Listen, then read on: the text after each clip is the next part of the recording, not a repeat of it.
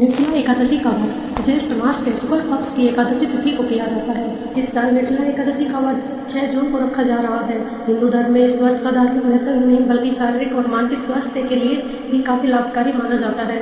इस दिन भगवान विष्णु की विधिवत पूजा करने के साथ निर्जला व्रत रखने का विधान है। इसके साथ ही इस दिन दान देने से कई गुना अधिक फल की प्राप्ति होती है और समस्त पापों से मुक्ति मिल जाती है। इस दिन विष्णु जी माँ लक्ष्मी की विधिवत पूजा करने के बाद व्रत कथा अवश्य पढ़नी चाहिए। इससे आपकी पूजा पूर्ण मानी जाती है। आइए अब हम निर्जला एकादशी के शुभ मुहूर्त और संपूर्ण व्रत कथा के बारे में जानते हैं। एकादशी तिथि 6 जून को रात 2 बजे से 2:15 पर स्टार्ट होगी और ज्येष्ठ माह के शुक्ल पक्ष की एकादशी तिथि का समापन 7 जून को सुबह 4:47 पर समाप्त होगा। ऐसे में हम सूर्योदय होने वाले दिन से को व्रत रखते हैं जो ग्रस्त लोग होते हैं।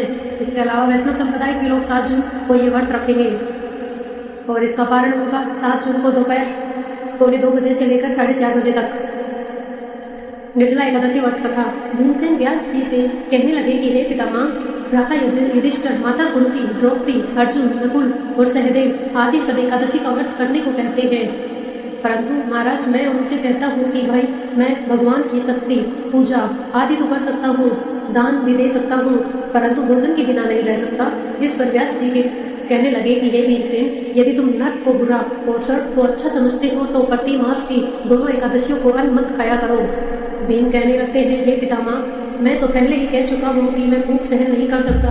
यदि वर्ष भर में किसी में कोई एक भी व्रत हो तो वह मैं रख सकता हूँ, क्योंकि मेरे पेट में वक्र नाम वाली अग्नि है जो मैं भोजन किए बिना नहीं रह सकता। भोजन करने से वह शांत रहती है, इसीलिए पूरा उपवास तो क्या एक समय भी बिना भोजन किए रहना कठिन है। अतः आप मुझे कोई ऐसा व्रत बताइए जो वर्ष में केवल एक बार ही करना पड़े और मुझे स्वर्ग की प्राप्ति हो जाए। श्री व्यास जी कहने लगे, हे पुत्र, बड़े बड़े ऋषियों ने बहुत शस्त्र आदि बनाए हैं जिनसे बिना धन के थोड़े परिश्रम से ही स्वर्ग की प्राप्ति हो सकती है। इसी प्रकार शास्त्रों में दोनों पक्षों की एकादशी का व्रत मुक्ति के लिए रखा जाता है। व्यास जी के वचन सुनकर भीमसेन नरक में जाने के नाम से भयभीत हो गए और कांपकर कहने लगे कि अब क्या करूं? मास में 2 व्रत तो मैं कर नहीं सकता, हाँ वर्ष में 1 व्रत करने का प्रयत्न अवश्य कर सकता हूँ। अतः वर्ष में 1 दिन व्रत करने से यदि मेरी मुक्ति हो जाए तो ऐसा कोई व्रत बताइए।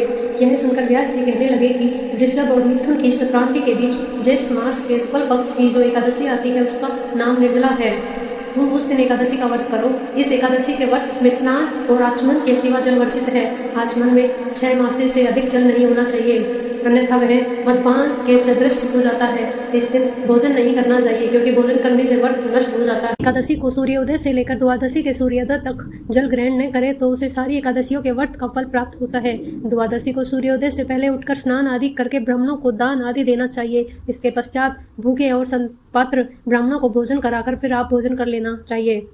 इसका फल पूरे 1 वर्ष की संपूर्ण एकादशियों के बराबर होता है। व्यास जी कहने लगे कि हे भीमसेन, यह मुझको स्वयं भगवान ने बताया है कि इस एकादशी का पुण्य समस्त तीर्थों और दानों से अधिक है। केवल 1 दिन मनुष्य निर्जला रहने से पापों से मुक्त हो सकता है। जो मनुष्य निर्जला एकादशी का व्रत करते हैं उनकी मृत्यु के समय यमदूत आकर नहीं घेरते, वरन भगवान के पार्षद उसे पुष्पक विमान में बिठाकर स्वर्ग को ले जाते हैं। अतः संसार में सबसे श्रेष्ठ निर्जला एकादशी का व्रत है, इसीलिए यत्न के साथ इस व्रत को करना चाहिए। उस दिन ओम नमो भगवते वासुदेवाय मंत्र का उच्चारण करना चाहिए और गोदान करना चाहिए। इस प्रकार व्यास जी की आज्ञा अनुसार भीमसेन ने इस व्रत को किया, इसीलिए इस एकादशी को भीमसेनी या पांडव एकादशी भी कहते हैं। निर्जला व्रत करने से पूर्व भगवान से प्रार्थना करें कि हे भगवान, आज मैं निर्जला व्रत करता हूँ, दूसरे दिन भोजन करूंगा। मैं इस व्रत को श्रद्धा पूर्वक करूंगा, अतः आपकी कृपा से मेरे सब पाप नष्ट हो जाएं। इस दिन जल से भरा हुआ एक घड़ा वस्त्र से ढककर स्वर्ण सहित दान करना चाहिए। जो मनुष्य इस व्रत को करते हैं उनको करोड़ों गुना फल सोने के दान का फल मिलता है, और जो इस दिन यज्ञादि करते हैं उनका फल तो वर्णन ही नहीं किया जा सकता। इस एकादशी के व्रत से मनुष्य विष्णु लोक को प्राप्त होता है। जो मनुष्य इस दिन अन्न खाते हैं वे चांडाल के समान है, वे अतः अंत में नरक में जाते हैं।